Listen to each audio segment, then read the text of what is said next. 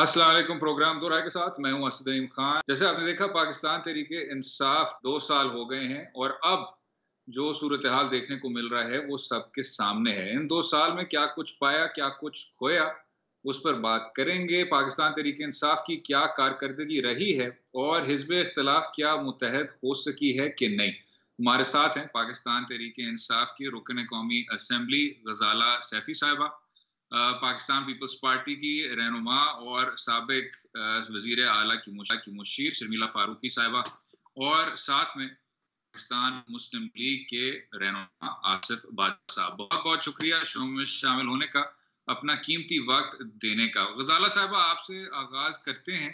आपके करीब जी पिछले 2 साल पाकिस्तान तहरीके इंसाफ की क्या कारकर्दगी रही है और अगर गुंजाइश थी तो वो भी किस तरह पुर की जाए। देखिए, बहुत शुक्रिया आपका इस प्रोग्राम में मदऊ करने का।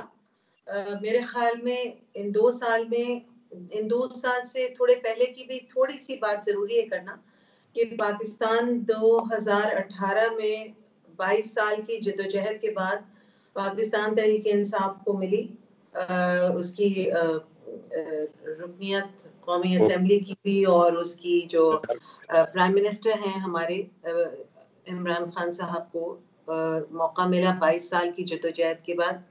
और 22 साल की जद्दोजहद के बाद जब मौका मिला है 2018 में, तो मुल्क के हालात कितने बुरे थे।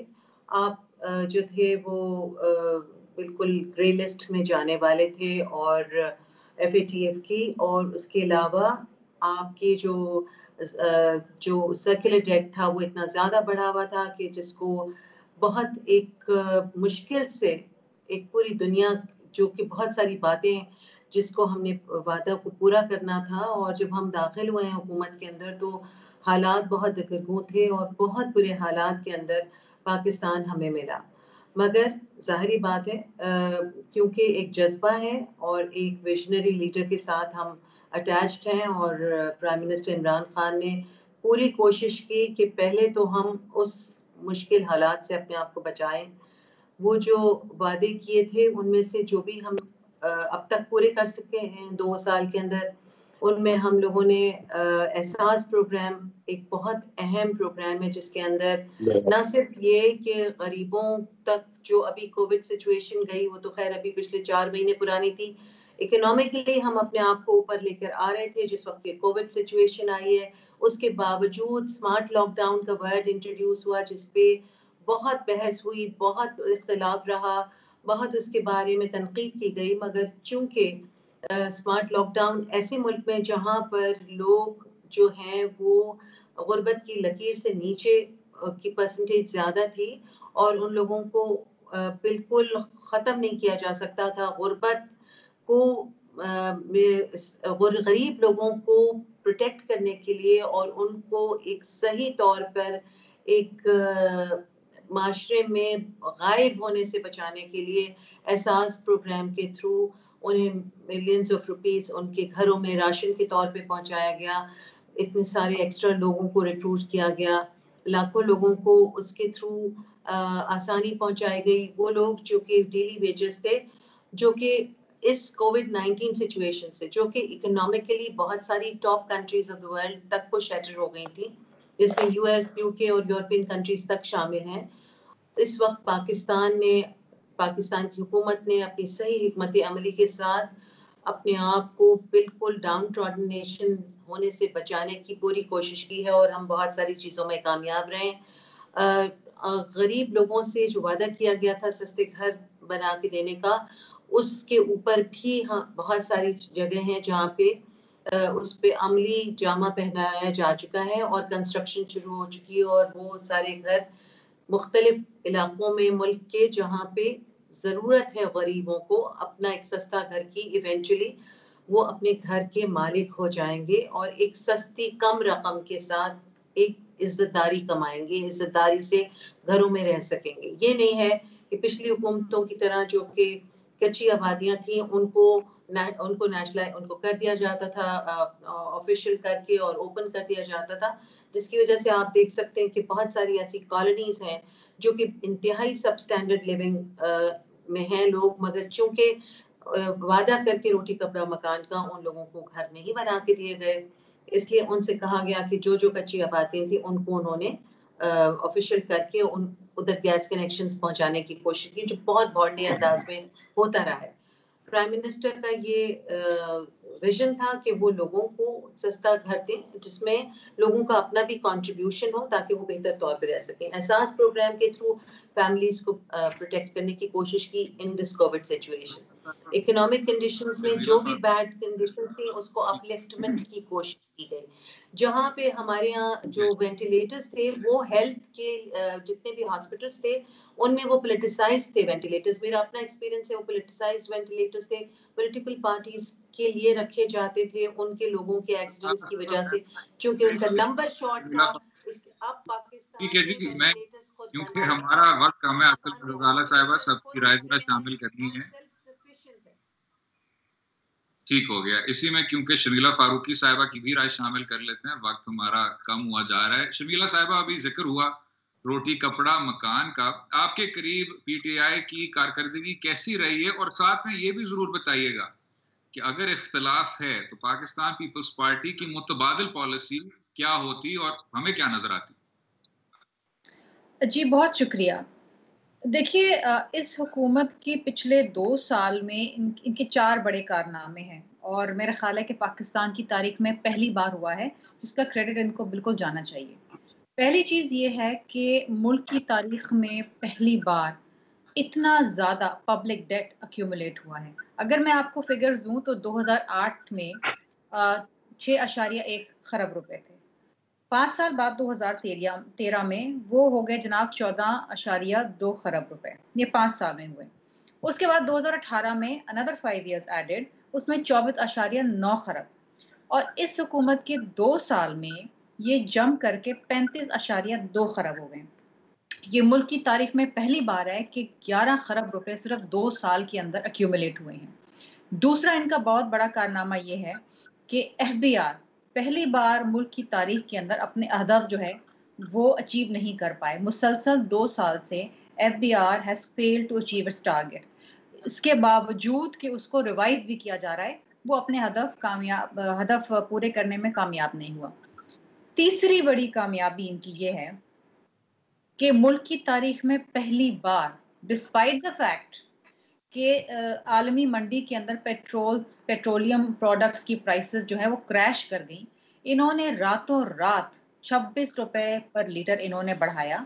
اور عوام کو جب پیٹرول سستا تھا تو عوام کو پیٹرول نہیں میسر ہوا, لیکن جیسے ہی راتوں رات پیسے بڑھے یہ پیٹرول جو ہے تمام پیٹرول پمپس کے اوپر دستیاب ہو گیا. چوتھا ان کا بڑا کارنامہ یہ ہے کہ ملک کی تاریخ میں پہلی بار جی ڈی پی جو ہے وہ مائنس گروتھ دکھا رہا ہے آپ کو. یہ بہت 4 بڑے کارنامے, اور ایک بہت چھوٹے سے عرصے میں 2 سال میں انہوں نے یہ اچیو کر لیے. اب آ جاتے ہیں, غزالہ صاحبہ نے کچھ بات کری, ایک انہوں نے بات کی بی آئی ایس پی کی کہ ہم نے جی بڑے پیسے دیے اور ڈیلی ویجز کو دیے. یہ وہی بی ایس پی پروگرام ہے, دس از دیٹ سیم وہیکل جو پیپلز پارٹی نے اپنے دور میں شروع کیا, جس کو یہ لے کے آگے چل رہے ہیں. اور میں آپ کو ایک بات بتا دوں, اس میں کوئی ڈیلی ویجز کو نہیں ملا, اس میں صرف خواتین کے لیے یہ پروگرام مختص ہے, اور وہی خواتین جن کو آئیڈینٹیفائی کر کے اس پروگرام میں انکلوڈ کیا گیا تھا, وہ خواتین کو ان کے اندر رقم ملی. اور وہ رقم کیا ملی؟ رقم اس طریقے سے ملی کہ 4 ماہ سے انہوں نے پیسے نہیں دیے تھے, وہ اکٹھا کر کے انہوں نے ایک ساتھ دے دیے. اور شرم کی بات یہ ہے جناب کہ جب پیسے دیے جا رہے تھے, یہ ویڈیوز بھی بڑی وائرل ہوئی. کسی کو کہا جا رہا تھا کہ عمران خان صاحب کے لیے نعرہ لگاؤ تو ملے گا, کسی کو کہا جا رہا تھا کہ آپ ناچ کے دکھائیں تو آپ کو ملے گا. یہ ویڈیوز اگر آپ چاہیں تو میں آپ کو بھیج دوں, اور اگر مجھے پہلے پتا ہوتا کہ اس کے اوپر ڈسکشن لائیں گی غزالہ صاحبہ تو وہ ویڈیوز میں لے آتی اور میں آپ کو دکھا دیتی یہاں پر. دوسری چیز انہوں نے کہی کہ جناب گھر بنا رہے ہیں, اور جناب بالکل انہوں نے وعدہ کیا عوام سے کہ 50 لاکھ گھر بنائیں گے. پہلی بار اس بجٹ میں 750 گھر بنانے کا عندیہ دیا گیا, 1.5 ارب روپے مختص کیے گئے. ابھی اس پہ کوئی شروعات نہیں ہوئی, ابھی تو پیسے بھی ریلیز نہیں ہوئے ہوں گے, صرف 60. اور اگر اس پیس سے یہ چلتے رہے کہ ہر سال انہوں نے اگر 750 گھر بنانے, تو مجھے نہیں پتا کہ 50 لاکھ گھر کون سی صدی کے اندر جا کے بنیں گے. اس کے علاوہ بڑی چیزیں ہیں جناب, آپ دیکھیں ایگریکلچر آپ کے ملک کا 20% جی ڈی پی کو کنٹریبیوٹ کرتا ہے, لیکن इन्होंने एग्रीकल्चर सेक्टर को भी तबाह कर दिया। किसान आज रो रहा है, चीनी के पैसे जो हैं वो आसमान को छू रहे हैं। चीनी की किल्लत हो गई, पेट्रोल की किल्लत होगी, अद्वियात की प्राइसेस के अंदर जनाब 400% इजाफा किया गया, 400%। ये गरीब आदमी जो पैनाडोल खाता है या ऑगमेंटन खाता है वो अब अफोर्ड नहीं कर सकता। हॉस्पिटल्स की इन्होंने बात की जी, वेंटिलेटर्स पोलिटिसाइज है। आई डोंट नो, ये मैंने टर्म पहली दफा सुना है कि जी वेंटिलेटर्स पोलिटिसाइज हैं। There are no ventilators. आज भी अगर आप नेशनल डेटा उठा के देख लें ऑन कोविड, तो आज भी जो डेथ रेट, और मुझे खुशी नहीं हो रही ये बात कहते हुए, मुझे तकलीफ हो रही है क्योंकि पेशावर केपीके में भी मेरे लोग हैं, मेरे वतन के लोग हैं। आज केपीके के अंदर 3.6 is the death rate, highest in the country. बाकी सिंध के अंदर 1.7 है, पंजाब के अंदर 1.8 1.9 पे चल रहा है, लेकिन खैबर पख्तूनख्वा के अंदर जहाँ 7 साल से इनकी हुकूमत अनइंटरप्टेड, वहां पर 3.6 है। दूसरी चीज ये है, हर सेक्टर आपका माइनस ग्रोथ दिखा रहा है। आपके exports are falling despite the fact कि आपने मैसिव डिवैल्यूएशन की है, आपके एक्सपोर्ट्स इंक्रीज नहीं हुए। इसके अलावा आप कोई भी शोबा उठा के देखें, टेक्सटाइल का शोबा उठा के देख लें, आप मैन्युफैक्चरिंग का शोबा उठा के देख लें, हर चीज माइनस ग्रोथ के अंदर जा रहा है। और सबसे जो अफसोसनाक बात है, जो मेरा ख्याल है कि इनको एक्सेप्ट करने में तो डेफिनेटली प्रॉब्लम होगी, लेकिन इसके ऊपर कोई कार्रवाई भी नहीं करना चाहते कि हर शोबे में नाअहली है, हर शोबे में नाअहली है और लैक ऑफ इंटरेस्ट है। अब फूड सिक्योरिटी कार्रवाई पे भी डिस्कशन की जाए, लेकिन बाजवा साहब की जरा राय शामिल करेंगे इस पे। वक्फे के बाद वक्फा लेंगे, वक्फे के बाद मुस्लिम लीग नवाब की मौक़िफ़ जानेंगे। रहिएगा हमारे साथ।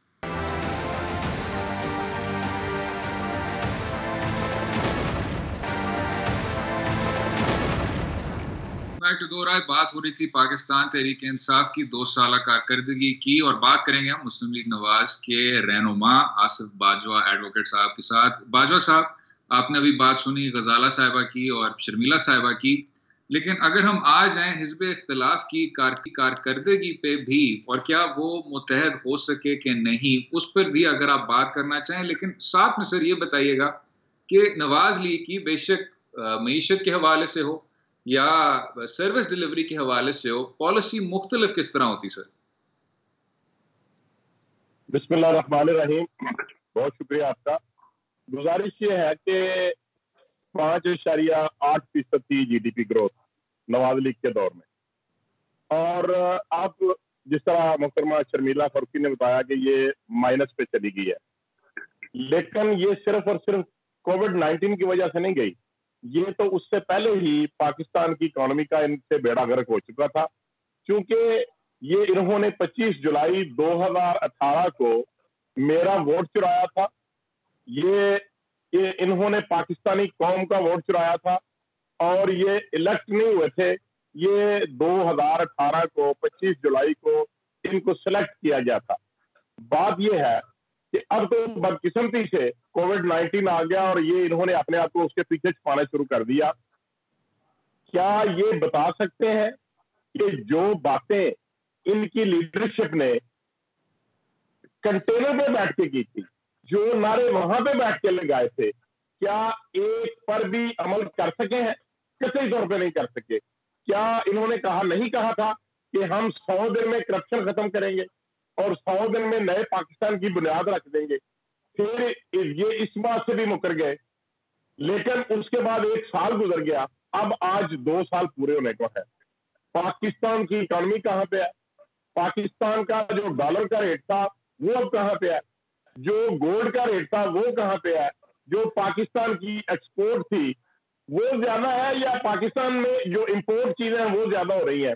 ये कंपैरेटिवली आप देख लीजिए, आपके पास सारी फिगर्स होंगी। तो मैं ये समझता हूं कि पाकिस्तान तहरीक इंसाफ का ये जो नए पाकिस्तान का दौर है, इन्होंने ये पाकिस्तान की बर्बादी का दौर है। इन्होंने 2 सालों में हर फील्ड में, किसी भी डिपार्टमेंट में, किसी भी इदारे में कहीं भी कोई बेहतरी नहीं की।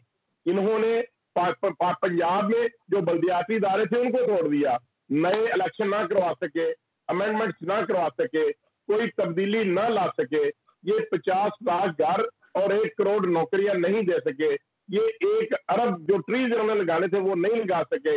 इनका वसीम अकरम प्लस جس میں ثابت ہونا تھا عثمان بزدار وہ نااہل ترین چیف منسٹر ہے، اور ایسی ناکام کارکردگی 47 سے لے کے 2020 تک کسی بھی چیف منسٹر کی نہیں رہی۔ اس کے بعد انہوں نے کہا تھا کہ پرانی ان کا ایک ہی بات ہو رہا ہے کہ وہ لوٹ کے کھا گئے، وہ چور تھے، یہ سارا کچھ ان کی غلطی کی وجہ سے ہوا۔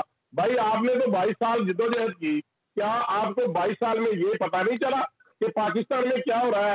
یہ کہتے تھے پیٹرول بڑھتا ہے تو پرائم منسٹر چور ہوتا ہے، یہ کہتے تھے کہ ڈالر بڑھتا ہے تو پرائم منسٹر چور ہوتا ہے، یہ کہتے تھے 2 ارب روپے کی روزانہ پہ کرپشن ہے۔ اگر 730 دن ہو گئے آج، اگر 730 دنوں کو 2 ارب سے ملٹی پلائی کریں تو وہ پیسے کدھر ہے؟ میں یہ سمجھتا ہوں کہ آج پاکستان میں جو کرپشن کا ریٹ ہے وہ سب سے زیادہ ہے۔ کیا عمران خان نیازی کی پوری ٹیم، پوری کی پوری کیبنٹ، اس میں جو 50% لوگ نان الیکٹڈ ہیں، کیا کوئی اپنی کارکردگی دکھا سکتا ہے؟ کیا انہوں نے ڈلیور کیا ہے؟ کیا انہوں نے عوام کی خواہشات پہ پورا اترے ہیں؟ قطعی طور پہ نہیں پورا اترے، اور عوام اتنے پریشان ہے۔ باجوہ صاحب مختصراً سر، اور پھر میں غزالہ صاحبہ کو ذرا ریبٹل کا بھی موقع دینا چاہوں گا۔ آپ نے بات کی کہ جی ہمارا مینڈیٹ چوری کیا گیا، تو مسلم لیگ نواز کے رہنماؤں کا کہنا تھا، ان کے نمائندوں کا کہنا تھا کہ ہم ایک وائٹ پیپر ایشو کریں گے، اس وائٹ پیپر میں سارا کچھ دیا ہوا ہوگا کہ مینڈیٹ کس طرح چوری کیا گیا اور دھاندلی کس طرح کی گئی۔ تو اب تو سر 2 سال ہو گئے، اس پر کوئی کام کیا ہے جماعت نے؟ میں کرتا ہوں کہ جو وائٹ پیپر ہے یا کس طریقے سے چوری کیا گیا، میں ابھی 1 منٹ میں آپ کو جواب دیتا ہوں۔ جتنے ووٹ ریجیکٹ کیے گئے، جتنے ووٹوں پہ ڈبلنگ مہریں لگائی گئی، ڈبل اسٹیمپ ان کو کیا گیا، اس نے ہی لیڈ سے یہ ان لوگوں کے ایم این اے اور ایم پی جیتے ہیں۔ اس سے صاف ظاہر ہے کہ جتنے ووٹ انہوں نے ڈبل مہریں لگا کے ان کو ضائع کیا، وہ پاکستان مسلم لیگ نون کے ووٹ تھے، ان کے اوپر ڈبل مہریں لگا لی اور ان کو ضائع کر دیا گیا، اور اتنے ہی ووٹوں سے پی ٹی آئی کو جتوا دیا گیا۔ بڑی سیدھی بات ہے، اس میں کوئی راکٹ سائنس نہیں ہے۔ اور عمران نیازی صاحب کہتے تھے کہ جتنے حلقے آپ کہیں گے میں کھولتا ہوں، لیکن خواجہ سعد رفیق کے ساتھ جو انہوں نے کیا، انہوں نے وہ اپنا حلقہ بھی نہیں کھولا، اس کے علاوہ کراچی کا حلقہ نہیں کھولا، کوئی حلقہ ایسا یہ مجھے بتا دیں عمران نیازی صاحب، یا ان کا جو یہاں پہ نمائندگی کرنے والے بیٹھی ہوئی ہیں میری محترمہ بہن، وہ بتا دیں کہ کیا کسی بھی ایک بھی حلقے میں انہوں نے اسٹیٹمنٹ دی کہ ہم یہ کھولتے ہیں آپ چیک کروا لیں؟ کسی طور پہ یہ عدالتوں کے پیچھے چھپے ہوئے ہیں۔ یہی پوائنٹ غزالہ صاحبہ، کیونکہ کینوس ذرا وسیع ہوتا جا رہا ہے، اگر ہم 2 چیزوں پہ آ جائیں، ایک جو معاشی صورتحال ہے، دونوں شکیلہ صاحبہ اور آصف صاحب نے اس کی بات کی کہ ایف بی آر کے ٹارگٹ مس ہو گئے، جو معیشت ہے کنٹریکشن اگر نہیں تو اس کی جو ایکسپینشن ہے وہ ختم ہو گئی ہے، بے شک کووڈ ہو یا ہنگامی صورتحال ہو۔ اس سے آگے بڑھ کر جو دوسرا نقطہ ہے وہ یہی الیکٹورل ریگنگ کا ہے۔ پاکستان تحریک انصاف نے 2013 میں کئی بار کہا کہ چاروں جو حلقے ہیں ان کو کھولا جائے، ناصر الملک صاحب کی سربراہی میں ایک رپورٹ بھی پھر پریزنٹ کی گئی۔ تو جب اس بار پاکستان تحریک انصاف نے ایک بار پھر وہی موقف دہرایا کہ ہم سب کی مدد کریں گے، انویسٹیگیشن کے ساتھ بھی کوآپریٹ کریں گے، یا بنیادی انتخابی اصلاحات کریں گے، الیکٹورل ریفارمز کریں گے، تاکہ وہ الزام نہ لگیں جو 1990 میں لگے تھے یا 2013 میں لگے تھے یا 2018 میں لگے تھے، ان پر بھی کوئی قانون سازی کی جائے۔ ان 2 ایسپیکٹس پہ اگر ذرا آپ بتا سکتی ہیں۔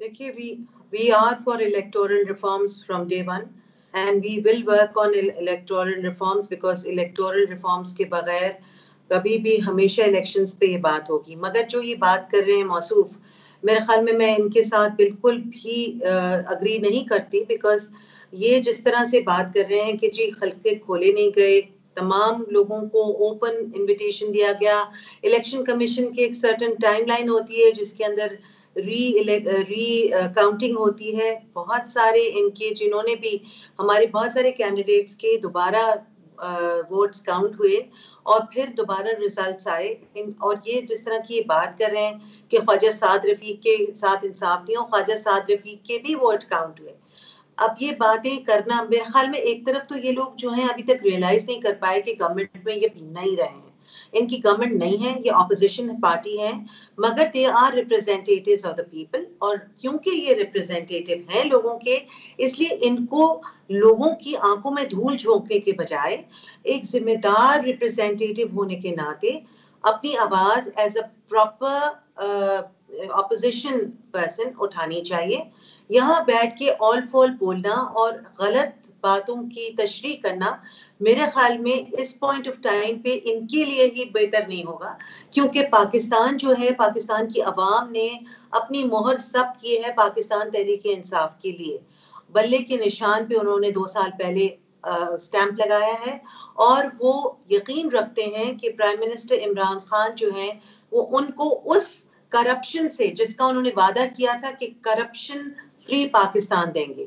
آپ دیکھیے کہ جتنے ان کے پرانے جتنے بھی ان کے لیڈرز ہیں, فرام 10% to 100%, اینڈ جو ان کے لیڈر ہیں ہی از اے کانوکٹ, اپنے علاج کرانے وہ گئے ہیں, کانوکٹڈ پرسن ہے وہ, ان کو سزا یافتہ ہیں, اور سزا یافتہ ہونے کے بعد ان کو اسپیشل پلی پہ ڈاکٹرز کی ان کو ملک سے باہر بھیجا گیا ہے علاج کے لیے, مگر نہ وہ علاج کرا رہے ہیں نہ واپس آنے کا نام لے رہے ہیں. تو یا تو انہوں نے اپنے آپ کو تیار کر لیا ہے ملک سے باہر ہی رہ کے ملک کی سیاست چلانے کا.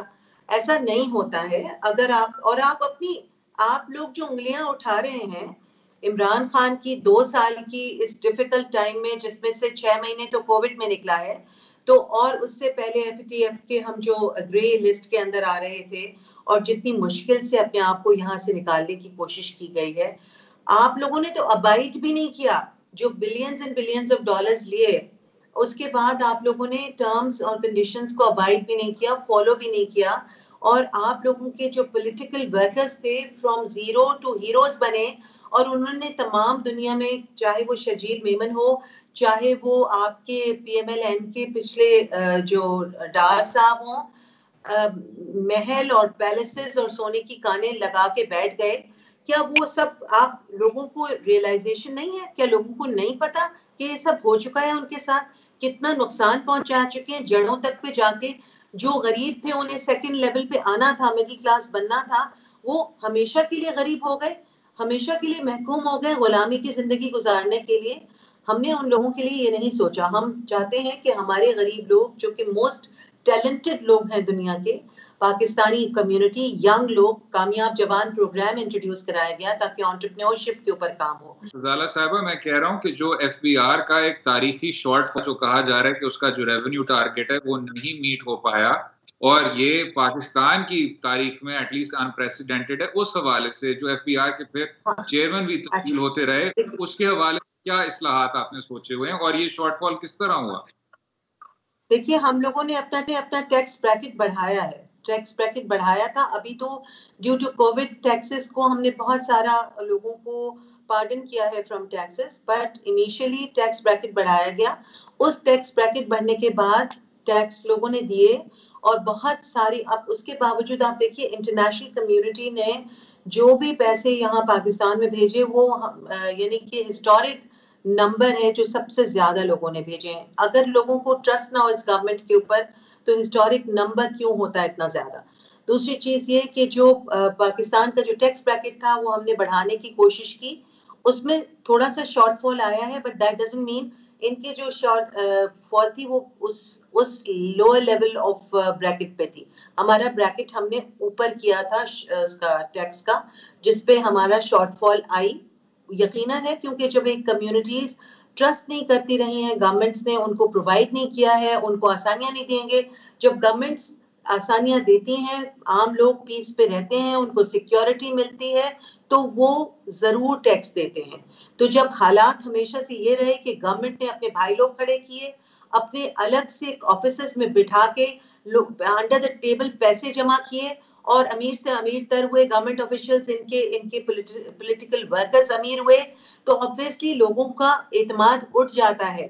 پھر ان کا اعتماد بحال کرنے میں بھی ٹائم لگا. ٹھیک, اس پہ وقفہ لیں گے, وقفے کے بعد گفتگو جاری رہے گی. رہیے گا ہمارے ساتھ.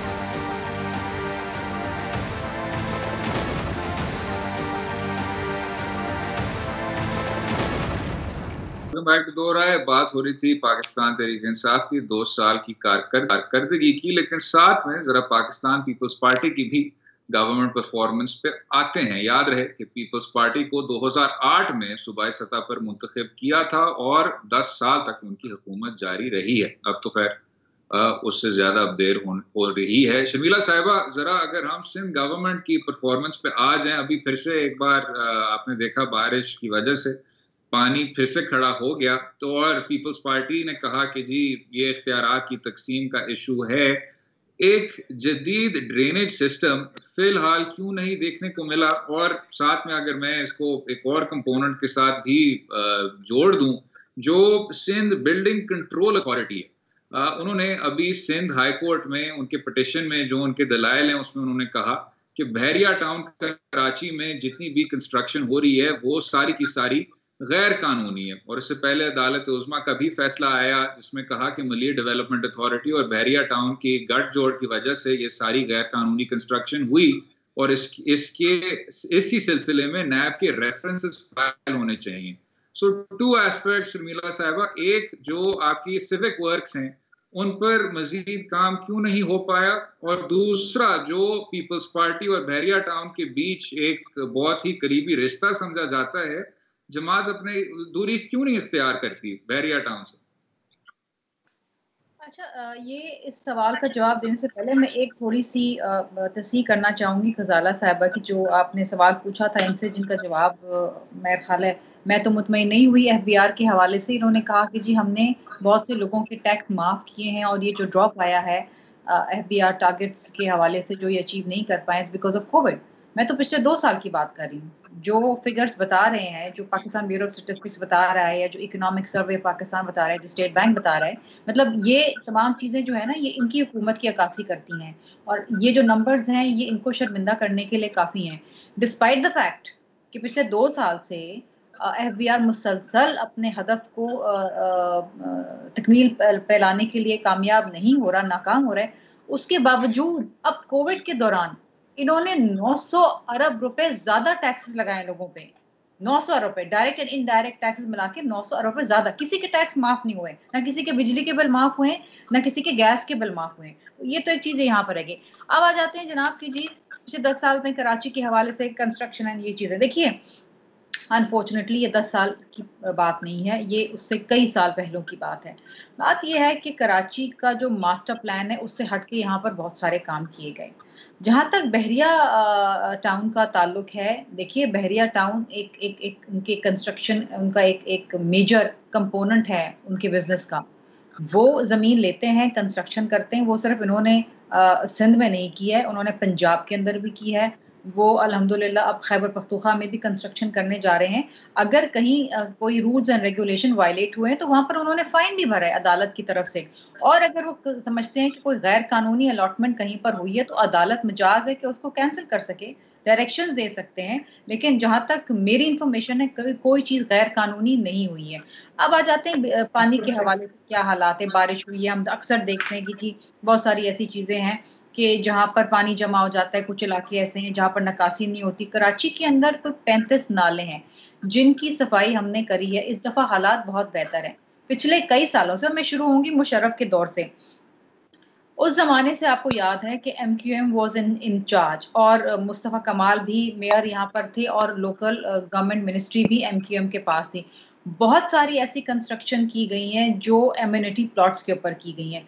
बहुत सारी ऐसी कंस्ट्रक्शन की गई हैं जहाँ पर पानी की निकासी का कोई इंतजाम नहीं है। लेकिन जाहिर बात है, जिस तरह फॉर एग्जांपल KPT अंडरपास है, वहाँ पर सेवरेज का कोई निज़ाम ही नहीं है, या पानी की निकासी का कोई निज़ाम ही नहीं है। वहाँ पर होता ये है कि जब भी बारिश का पानी जमा होता है तो सक्शन पाइप लगा के पानी निकालना पड़ता है, और वो होता है। अभी भी अगर आप देखें कि बारिश हुई है कराची के अंदर कोई 4 घंटे पहले, और अब वो अंडरपास बिल्कुल साफ है। लेकिन मैं एक चीज और भी कहूंगी, हमें तो चलें बुरा कहते हैं, हम गलत काम करते हैं, पुराने गंदे पाकिस्तान से, ये तो अच्छे पाकिस्तान से। मैं एक सवाल इनसे पूछना चाहती हूँ। मैं आपको 3 एग्जांपल, आप इस तरह जान नहीं छुड़ा सकते। मैं आपको ये तो हम पुराने पाकिस्तान के हैं। I'm sorry, this is not the way things are going to be taken by the public. जी शर्मिला साहिबा, इन प्रोजेक्ट्स की तरफ इनकी निशानदेही कराना चाहूंगी। इन्होंने कहा, जब से इनकी हुकूमत आई, इन्होंने कहा जी हम कराची को कोई पैसा नहीं देंगे, سندھ حکومت چور ہے. ٹھیک ہے, انہوں نے بنائی ہے Karachi infrastructure development authority limited, اور اس کے تحت وفاق کے 3 بڑے منصوبے, 3 میجر منصوبے کراچی میں یہ خود ایگزیکیوٹ کر رہے ہیں.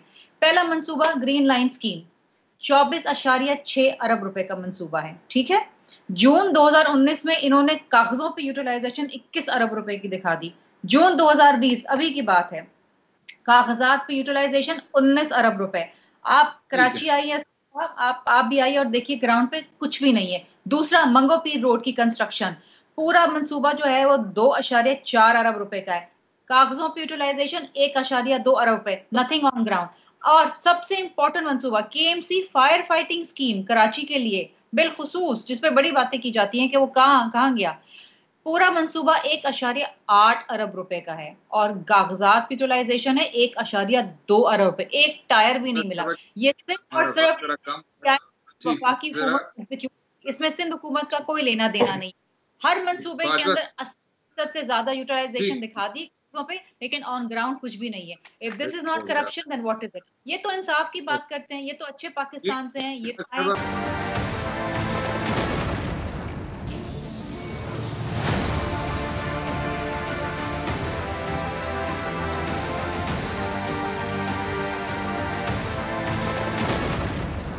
باجوہ صاحب, جو مسلم لیگ نواز کے متعلق ایک طرح سے تنقید کی جا رہی ہے کہ لیڈرشپ فلکس ہے, مسلم لیگ نواز کا جو لاہ عمل ہے وہ واضح نہیں ہو رہا. ابھی بات کی گئی پنجاب بچاؤ تحریک کی, تو پھر ایک بار پھر نواز لیگ کو وہی الزامات کہ جی آپ پنجاب صوبے کو زیادہ ترجیح دیتے ہیں باقی صوبوں کی نسبت. تو آنے والے دنوں میں سر آپ کی پوزیشن کیا ہے کہ 5 سال پورے ہونے چاہیے اس حکومت کے, یا جس طرح احسن اقبال صاحب نے ذکر کیا, شاید خاقان عباسی صاحب نے ذکر کیا کہ انتخابات کو اب ہونا ہی چاہیے کیونکہ حکومت فیل ہو گئی ہے. کیا پوزیشن ہے سر پارٹی کی؟ دیکھیے بات یہ ہے کہ پہلے جب APC منعقد کی گئی تو تمام پارٹیز نے اس میں یہ ڈیسائیڈ کیا کہ ہمیں اس حکومت کو وقت دینا چاہیے. بھلے یہ سلیکٹڈ حکومت ہے, یہ الیکٹڈ نہیں ہے, یہ سلیکٹڈ حکومت ہے, ان کو وقت دینا چاہیے تاکہ یہ عوام کی خدمت کر لیں. اور جو انہوں نے کنٹینر پہ بیٹھ کے بلند و بانگ دعوے کیے تھے ان پر عمل کر کے یہ عوام کی ترقی کریں, نیا پاکستان بنا دیں. کون نہیں چاہتا کہ پاکستان ترقی کرے؟ کون نہیں چاہتا کہ اس ملک میں اس کی معیشت بہتر ہو, اس میں لوگوں کو روزگار ملے, اس میں لوگوں کو امن و امان جیسی صورتحال ان کو ملے. لیکن ان 2 سالوں میں اس حکومت نے کوئی میگا پروجیکٹ شروع نہیں کیا. انہوں نے کشمیر کا سودا کر دیا, انہوں نے پاکستان میں یہودی لوگوں کو ان کو پروموٹ کیا, یہ ہندوؤں کے مندر بنانے جا رہے ہیں. انہوں نے پاکستان کی قوم کے لیے ایک بھی میگا پروجیکٹ شروع نہیں کیا. آپ بات نہ کریں, اپنے ٹرن میں بولیے گا, مہربانی فرمائے آپ ٹرن میں بولیے گا. آپ نے ابھی صرف عمران خان کا نام لینا ہے, آپ یہاں پہ صرف عمران خان کا نام لینے آتے ہیں. آپ مجھے کوئی پروجیکٹ بتا دیں. اب ہم کہتے ہیں کہ چونکہ پاکستان کی معیشت کا بیڑا غرق کر دیا ہے, اب پاکستان متحمل نہیں ہو سکتا. ان نااہلوں کی وجہ سے پاکستان کی قوم جو ہے وہ بالکل پریشان ہے. لوگ آٹا نہیں مل رہا, چینی جو ہے 50 روپے سے 85. جی باجوہ صاحب, اول تو جو مندر پہ اس طرح مت آئیں سر, ذرا اس طرف مت جائیں. مندر کی اجازت میاں نواز شریف صاحب نے دی تھی, میاں نواز شریف صاحب نے زمین اور الواٹ کی مندر کی. اچھا چلیں, یہ نااہلوں کا ٹولہ ہے, یہ پاکستان کو نہیں چلا سکے. نہ صرف عمران نیازی نااہل ہے بلکہ ان کی پوری ٹیم نااہل ہے. میں اس کرتا ہوں بہت ہی تعمیری بات ہو رہی ہے. جی غزالہ صاحبہ, وہ آپ ذرا ریبٹ کر لیں, رائٹ ٹو رسپونڈ, اور پھر ختم کرتے ہیں. جی رائٹ ٹو رسپونڈ یہ ہے کہ کشمیر اس وقت ایک اتنا بڑا ایشو ہے انٹرنیشنل, جس کے لیے ہم فائٹ کر رہے ہیں تمام فورمز کے اوپر کھڑے ہو کر, اور اس وقت انہوں نے اس قدر غیر ذمہ دارانہ اسٹیٹمنٹ دیا ہے اباؤٹ کشمیر.